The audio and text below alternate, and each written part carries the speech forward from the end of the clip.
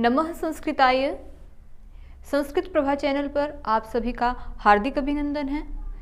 प्रिय विद्यार्थीगण, आज हम व्यंजन संधि को पढ़ेंगे।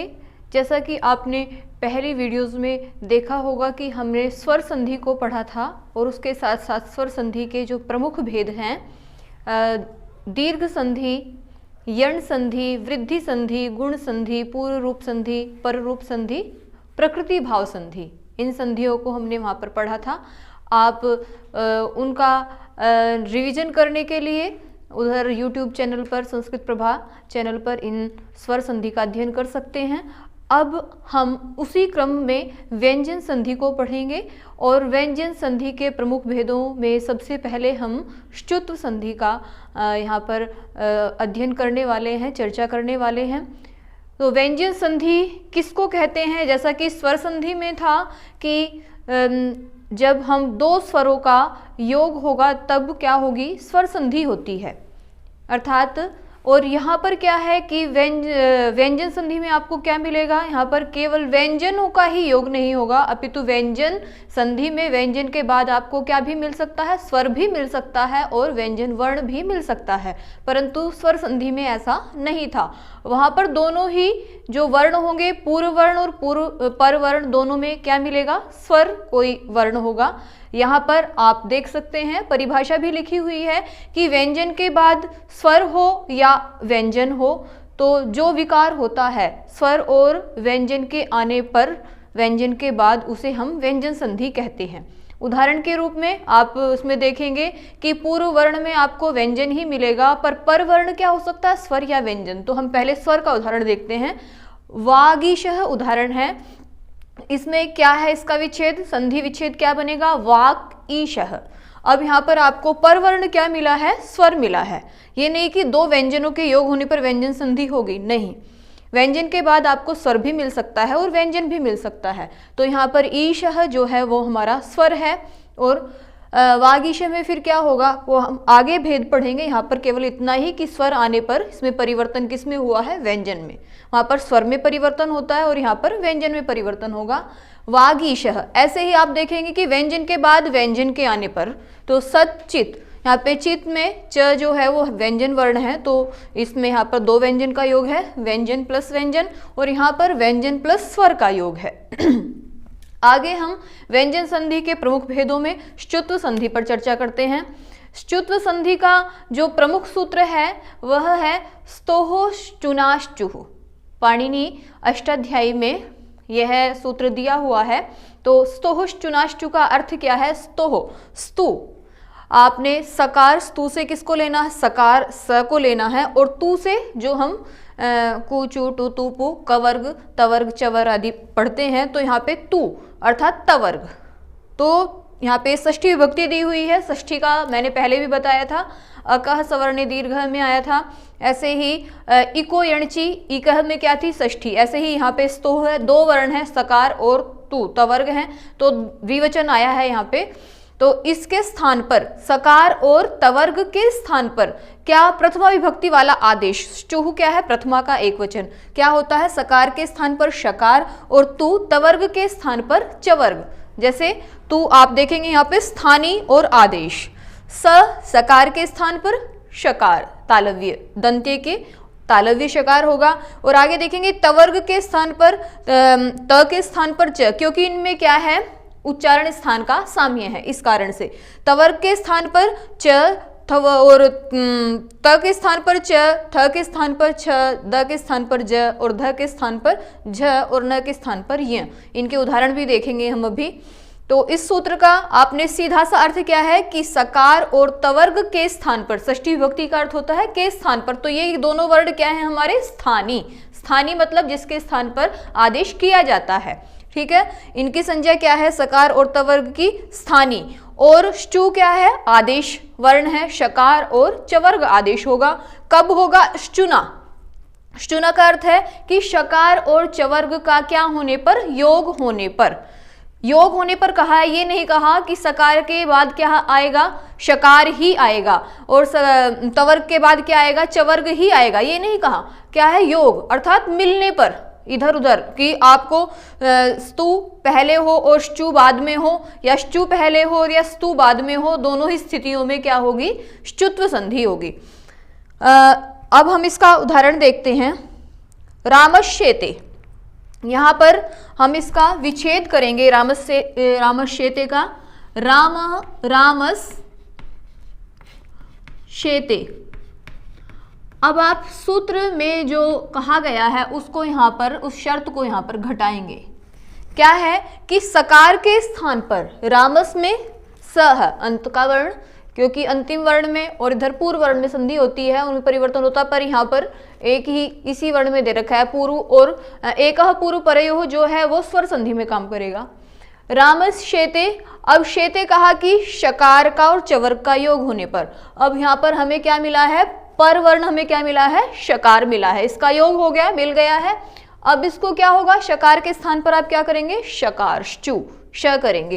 यहाँ पर देखेंगे स के स्थान पर क्या करेंगे, श करेंगे, तो रामश्येते।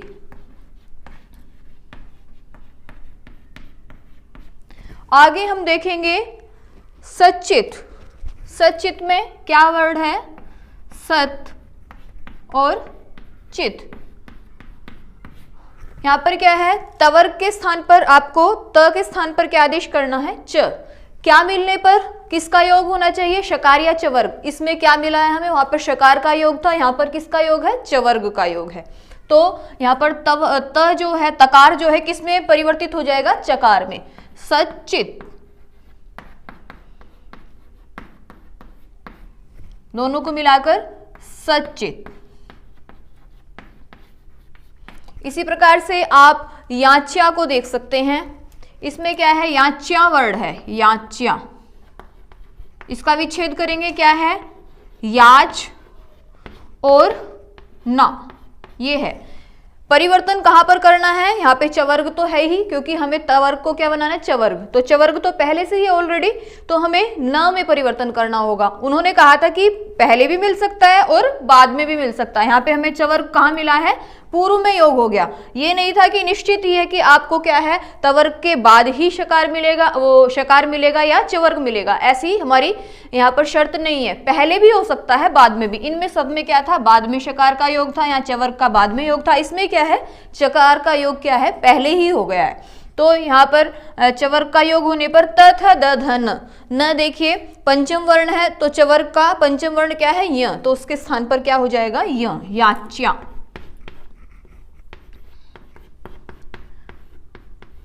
ये और मिला के याच्या। इसी प्रकार से आप देखेंगे उज्ज्वलः। उज्ज्वलः में क्या है,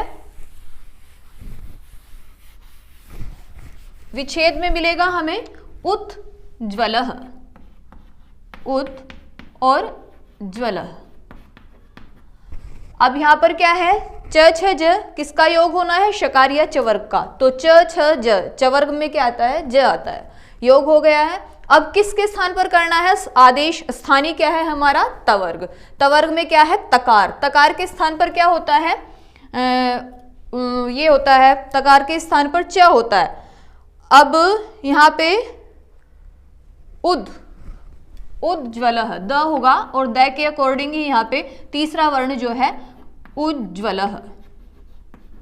यहाँ पे त नहीं होगा, उद होगा, क्योंकि यहाँ पे च छ ज तीसरा वर्ण है, तो हम उसके अनुसार ही जो यहाँ पर मिलेगा, क्या मिलेगा, द मिलेगा। तो द के कारण से ही उसका तीसरा वर्ग का तीसरा ही हो जाएगा, उज्ज्वलः। आगे सज्जनः। सज्जन में क्या है, सद और जनः। यहाँ पर भी क्या है, चवर्ग का योग है, च छ ज चवर्ग का योग हुआ, और तकार के तवर्ग के स्थान पर त थ द तीसरा वर्ण है द, तो द के स्थान पर तीसरा वर्ण क्या होगा, ज। द के स्थान पर ज, तो सज्जनः।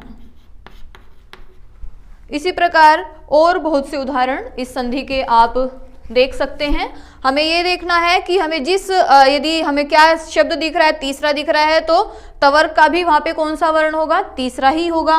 यदि दूसरा दिख रहा है संधि युक्त पद में, तो उसके स्थान पर दूसरा वर्ण ही होगा विच्छेद करने में।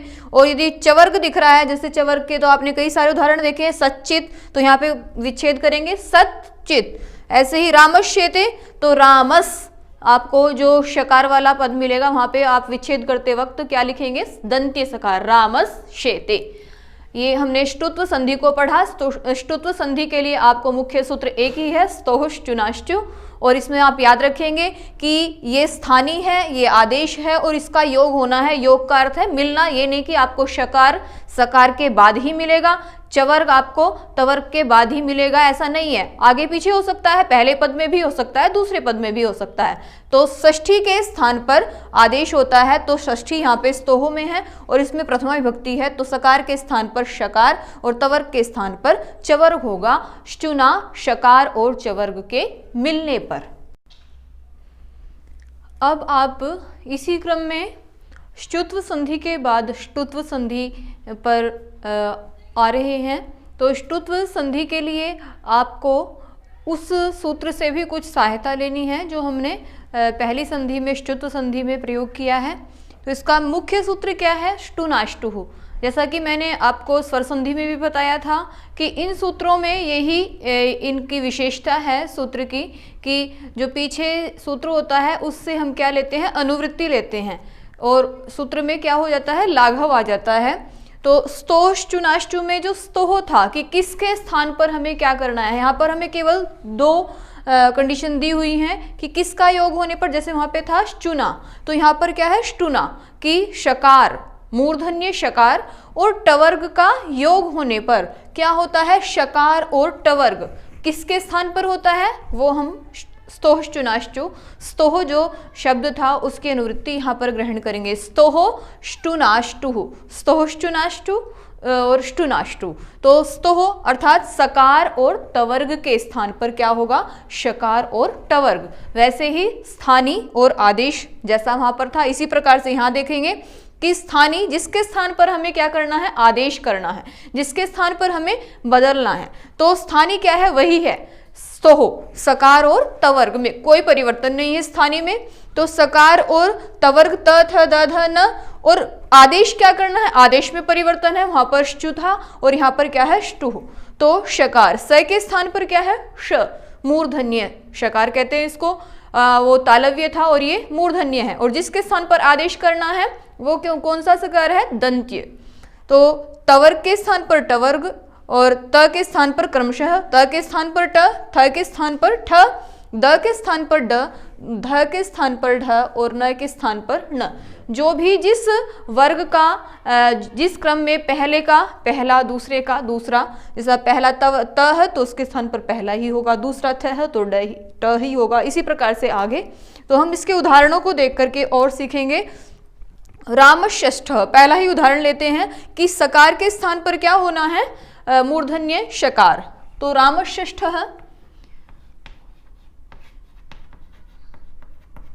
ये संधि युक्त पद है, इसका संधि विच्छेद करेंगे तो संधि विच्छेद में क्या होगा, रामस। जैसा कि मैंने बताया था कि जो स्थानी है तो हम स्थानी को याद करेंगे कि स्थानी के स्थान पर आदेश होना है। जैसे हमें संधि युक्त पद यदि हमारे सामने आता है तो हमें उस पर परिवर्तन होगा, तो किसके स्थान पे परिवर्तन हुआ है, ये सकार के स्थान पर, तो इसका विच्छेद करते हुए सकार।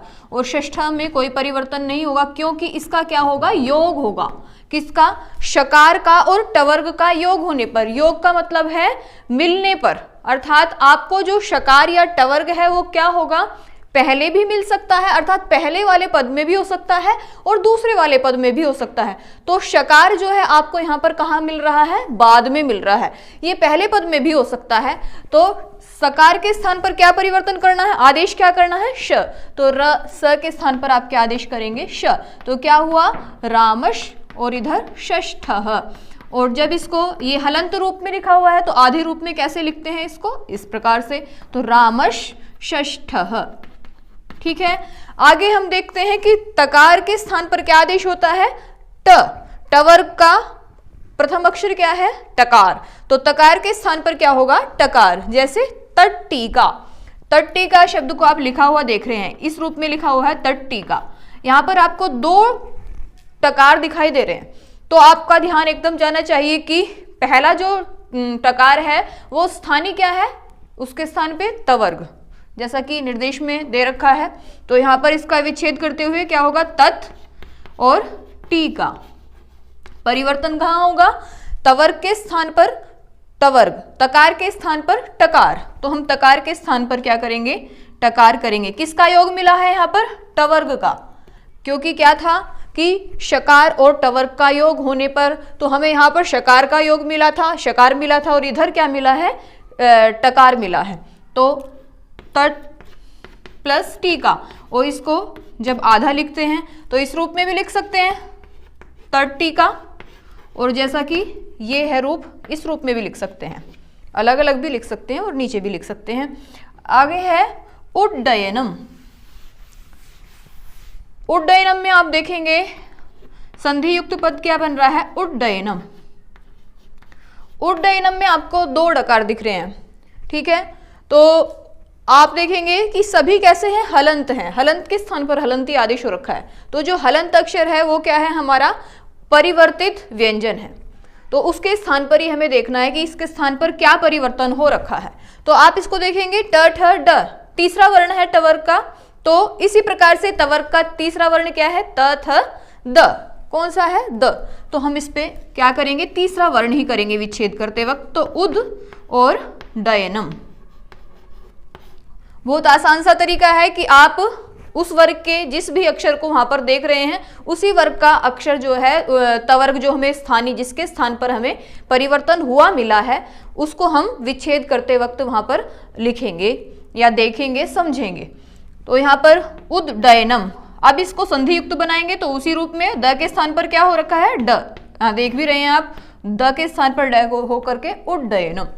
इसी प्रकार से विष्णु, विष्णु में क्या है, संधि युक्त पद है विष्णु, इसका विच्छेद करेंगे, क्या होगा, विष, और परिवर्तन किसके स्थान पर, विष तो ऑलरेडी है ही, स के स्थान पर त श हुआ रखा है, विष, परिवर्तन कहाँ हुआ है, न के स्थान पर।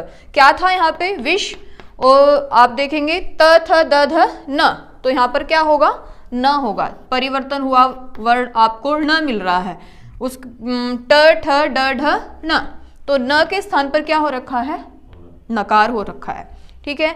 इसी प्रकार से देखेंगे दुष्ट, पेष्टा, ये वर्ण है, दुष्ट वर्ण को देखेंगे, दुष्ट में भी क्या हो रखा है, दुष, ये तो दुष है ही, और यहाँ पर क्या है, त के स्थान पर क्या हो रखा है, ट, तकार के स्थान पर टवर्ग होना है, तो तकार के स्थान पर टवर्ग होके दुष्ट, ठीक है। तो आपको यहाँ पर स्मरण रखना है, दोनों संधियों को एक साथ लेकर चलना है, किसको, श्चुत्व संधि को और ष्टुत्व संधि को, क्योंकि ष्टुत्व संधि कब पूरी होगी, जब हम ष्चुत्व संधि से किसका ग्रहण करेंगे, स्तोह का ग्रहण करेंगे। तो आपको इसके स्तोह को अपनी आवृत्ति आनी, अनुवृत्ति आनी है ष्टुनाष्टु में, किसकी, स्तोह की, तो स्तोह ष्टुनाष्टु। तो दोनों को, इन दोनों को जोड़ करके आप पूरे सूत्र का अर्थ करेंगे कि सकार और तवर्ग के स्थान पर, सकार और तवर्ग, तवर्ग मतलब त थ द ध न, ठीक है, क्या होगा, शकार, मूर्धन्य शकार, और वही क्रमशः होंगे, तकार के स्थान पर टकार, थकार के स्थान पर ठकार, दकार के स्थान पर डकार। जैसे कि उड्डयनम में देखा आपने, उद, वहाँ पे द था और उसके स्थान पर ड हो रखा था। इसी प्रकार से तय में दुष्टह में देखा, रामष्ठ में देखा, और भी जो उदाहरण होंगे ये ध के हैं और ठ के हैं, आपको इसी रूप में मिलेंगे। वही थ की जगह आपको क्या करना है, ठ करना है, ध की जगह आपको क्या करना है, ढ करना है, ठीक है। आगे हम अगले जो व्यंजन संधि के अगले भेद हैं उन पर चर्चा करेंगे। धन्यवाद।